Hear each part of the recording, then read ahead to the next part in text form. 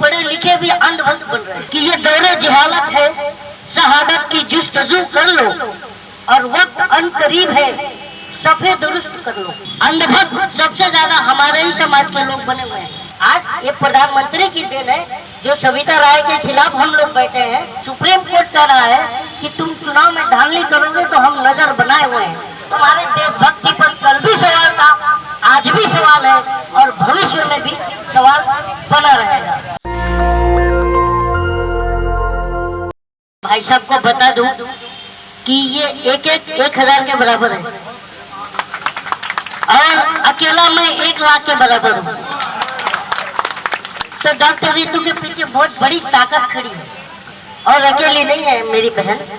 और आप सबको पता होगा कि मैं साक्षी मलिक, विनेश फोगाट के लिए भी ताकत के साथ खड़ा था और इनके साथ भी ताकत के साथ खड़ा था। और सबसे बड़ी बात है कि बात होनी चाहिए हमारे और आपकी बात, और मेरा और आपका बात क्या है मालूम है? ये दौर जो चल रहा है यहाँ पढ़े लिखे भी जाहिल हो रहे हैं। आपको पता है कि पढ़े लिखे भी अंधभक्त बन रहे हैं। तो कहने का मेरा ये 2 लाइन है कि ये दौरे जहालत है, शहादत की जुस्तजू कर लो और वक्त अनकरीब है, सफे दुरुस्त कर लो। तो सब का मतलब लाइन होता है। जब हम नमाज में जाते हैं तो हमारा इमाम कहता है कि सफे दुरुस्त कर लो, तो वो मैं कह रहा हूँ कि अब हमें एक होने की जरूरत है, सफे हमारा दुरुस्त करने की जरूरत है। क्योंकि आज देखिए, आज हमारे साथ कौन है जो लोकतंत्र का 4 पिलर है? विधायिका हमारे साथ कहीं दिखता है? कार्यपालिका हमारे साथ कहीं दिखता है? न्यायपालिका दिख रहा है? न्याय के लिए बैठी है बहन हमारी, तो न्यायपालिका भी कहीं दिखता है? और मीडिया तो आपको पता ही है, ये 4 पिलर धराशायी हो गए हैं। और हमारे जो लोकतंत्र का मंदिर है उसे वापस रिपेयर करके खड़ा करने की जरूरत है। और मैं ये जानता हूँ कि ये दौर वो है कि अगर आपको जिंदा रहना है तो अंगूर के गुच्छे में रहना पड़ेगा। तो मैंने अंगूर के गुच्छे की बात कही, तो कहने का मतलब है कि अगर हमें शान से जीना है तो किस में रहना होगा? अंगूर के गुच्छे में। और ये बहुत पहले बाबा साहब अम्बेडकर ने ये बात कही थी। महाराष्ट्रियन में मराठी में कहा था उन्होंने, शिक्षित हुआ, संगठित हुआ, मग संघर्ष करा। मतलब be educate, be unite, then fight. तो आज हम देखिए संगठन बहुत है, छोटे छोटे संगठन, लेकिन एकता कम दिखती है। इसीलिए ये हमें बांट कर जो है राज कर रहा है। और मैं देखो, अंधभक्त सबसे ज्यादा हमारे ही समाज के लोग बने हुए हैं, आपको भी पता है। तो बहुत पहले मेरा वायरल है और मैं आप लोगों को फिर से सुनाता हूँ कि जो मोदी जी के चुनाव जीतने का फंडा है उसका मैं बहुत बड़ा फैन हूँ। आपको पता है कैसे जीतते हैं? पता है, वो अपने अंधभक्तों को कहते हैं कि तुम अगर वोट देने का वादा करो, मैं यूं ही मस्त जुमले सुनाता रहूं, तुम मुझे देखकर सिर हिलाते रहो, मैं तुम्हें देखकर बड़बड़ाता रहूं।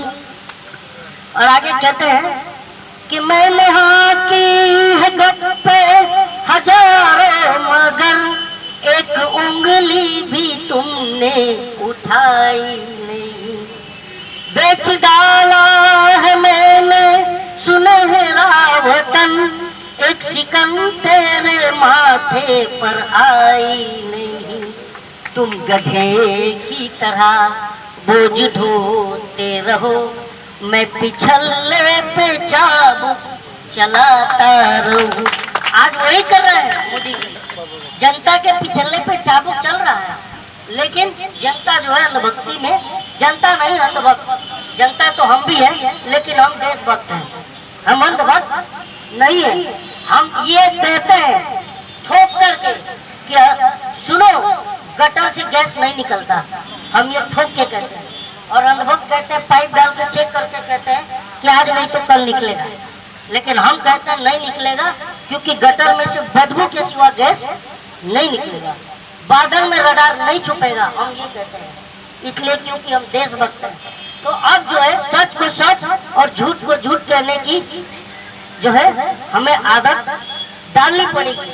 और बताइए आर्टिकल 19 हमें क्या कहता है, जो बाबा साहब अम्बेडकर ने इशारों में कहा था कि जाओ अपने घर की दीवारों पर लिख दो कि तुम इस देश के शासक हो, और आर्टिकल 19 में वही कहता है। समझ में आ रहा है? तो अब हम सवाल करेंगे, और देखो प्रधानमंत्री क्यों भाग रहे हैं। आज ये प्रधानमंत्री की देन है जो सविता राय के खिलाफ हम लोग बैठे हैं, इनको इन्हीं की सरकार ने अभी इनको कुछ सम्मानित भी किया हुआ है ना। और मैं जानता हूँ कि इंस्पेक्टर सुबोध सिंह जो बुलंदशहर में उनको लिंच किया गया था, उनके अपराधी को यही लोग माला पहनाए थे, और बिल्किस बानो के 11 बलात्कारी दरिंदों को यही लोग छोड़े थे। तो ये सविता राय को सम्मानित नहीं करेंगे, क्योंकि जो जितना बड़ा अपराधी है उनकी नजर में उतना बड़ा संत है।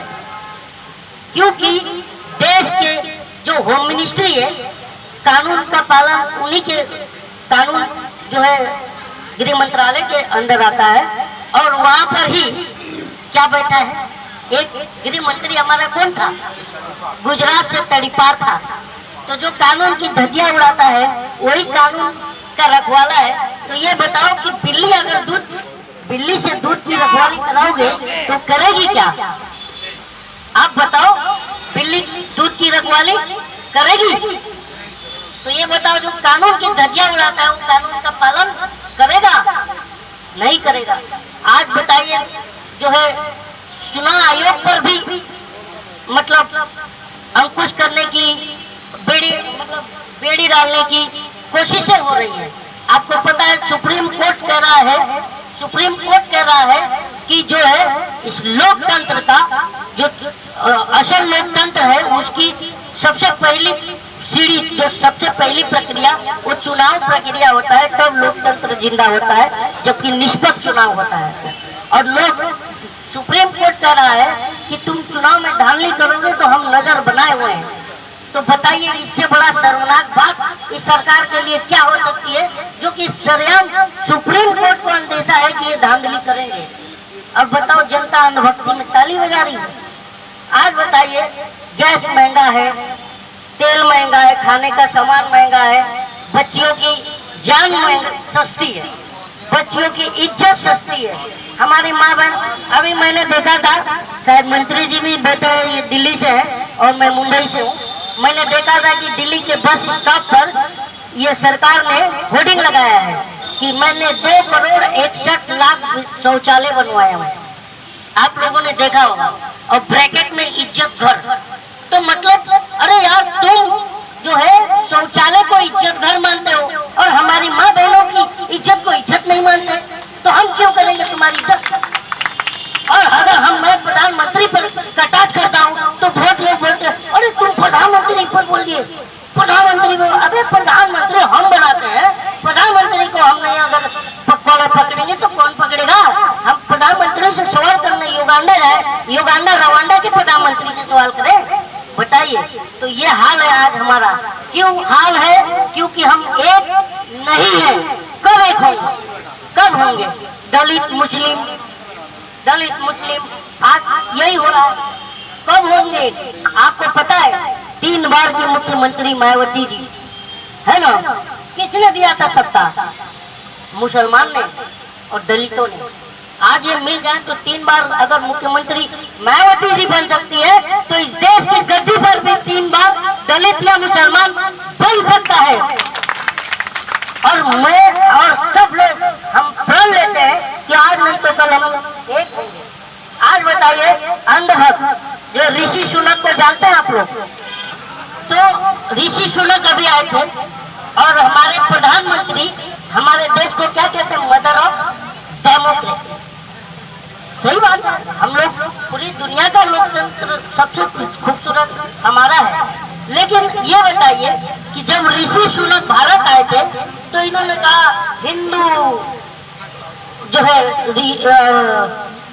ऋषि सुनक रिप्रेजेंट करते हैं। चलो मैं मानता हूँ, तो ये बताओ कि ब्रिटेन में वहाँ पर हिंदू अल्पसंख्यक है या नहीं है? है या नहीं है? है ना। और यहाँ पर मुसलमान अल्पसंख्यक है। तो ये बताइए कि ब्रिटेन में लोकतंत्र जिंदा है तभी तो एक हिंदू अल्पसंख्यक प्राइम मिनिस्टर बन जाता है ब्रिटेन का। और भारत का अगर कल को कलीम उम्मीदवार बन गया प्रधानमंत्री का, तो बताइए ये लोग बोलेंगे कि एक गद्दार है। और बोलते हो कि तुम लोकतांत्रिक हो। कहाँ से लोकतांत्रिक हो? अगर मैं भी इस देश का नागरिक हूँ, क्या मैं प्रधानमंत्री भारत का नहीं बन सकता? बन सकता हूँ या नहीं बन सकता? तो बताइए फिर हमारे देशभक्ति पर तुम सवाल कैसे उठाते हो? ये बताओ। बिरयानी खाने मैं तो नहीं गया था रात के अंधेरे में, तुम्हारा प्रधानमंत्री गया था, उसे पूछो क्यों गया था, बिना संसद से बताए, बिना जो है सारा प्रोटोकॉल तोड़ करके क्यों गए थे प्रधानमंत्री? तो कहने का मतलब है कि हम कल भी देशभक्त थे, आज भी देशभक्त है और आगे भी देशभक्त रहेंगे। और तुम्हारे देशभक्ति पर कल भी सवाल था, आज भी सवाल है और भविष्य में भी सवाल बना रहेगा। जय हिंद, जय भारत। नेशनल दस्तक की आपसे गुजारिश है कि अगर इसको बचाना चाहते हैं तो नेशनल दस्तक को सब्सक्राइब करने के लिए रेड कलर के सब्सक्राइब बटन को दबाएं, फिर बेल आइकन की घंटी दबाएं। नेशनल दस्तक को बचाने के लिए बहुत जरूरी है कि हर खबर को शेयर करें, लाइक करें, कमेंट जरूर करें।